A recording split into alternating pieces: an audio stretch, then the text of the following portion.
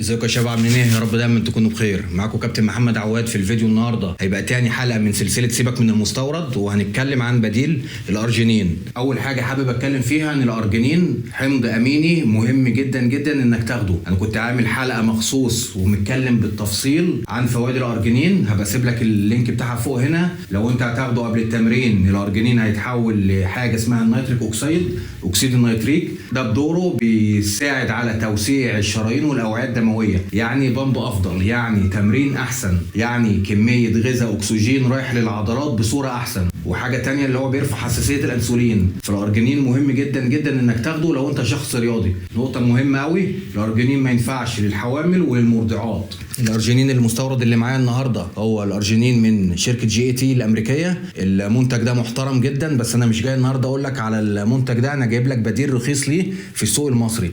العلبه دي فيها 180 تابلت، العلبه عامله في حدود 800 جنيه، يعني التابلت الواحد في حدود 4 جنيه ونص، 4 جنيه و40 قرش. التابلت الواحد فيه 1000 مللي جرام ارجينين. المنتج البديل ليه اللي هو الانرزاد ده 30 كبسوله، الكبسوله الواحده فيها 1000 مللي جرام ارجينين اسبرتات. العلبه عامله في حدود 57 جنيه، يعني الكبسوله الواحده في حدود جنيه و80 قرش، جنيه و90 قرش. ده اولا. ثانيا، الناس اللي بتسال ان هو شاحح في الصيدليات ومش موجود في الصيدليات، لا، انا العلبه اللي معايا دي انتاج شهر 2. انا تواصلت مع حد في الشركه قالوا لي لا، احنا بننتج عادي خالص وبينزل الصيدليات وبيتباع. لو انت سالت في صيدليه جنبك او صيدليتين، ده مش معناه ان هو ناقص في السوق، موجود في الصيدليات الكبيره عادي جدا، ممكن تشتريه. لو عجبك الفيديو اعمل لايك واكتب لي كومنت تعرفني حابب اتكلم عن ايه الموضوع الجاي واجيب بديل لايه. ما تنساش تشترك في القناه وتفعل الجرس عشان اول ما انزل فيديو يوصل لك. اشوفك الفيديو الجاي، سلام.